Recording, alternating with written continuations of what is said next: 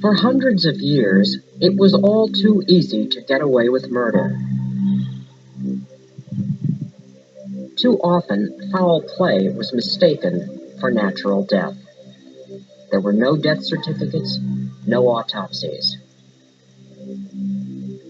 At the turn of the century, this changed when Scotland Yard created the Office of the Forensic Pathologist, a doctor who would investigate all unnatural deaths, the accidents, the suicides, and the murders.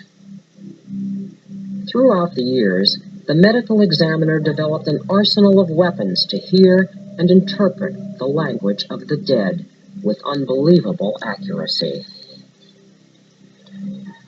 Today, we can enter this world, a world both fascinating and forbidden. It is the world of the forensic pathologist, a world where the dead reveal their secrets to the living through the mysteries of the autopsy.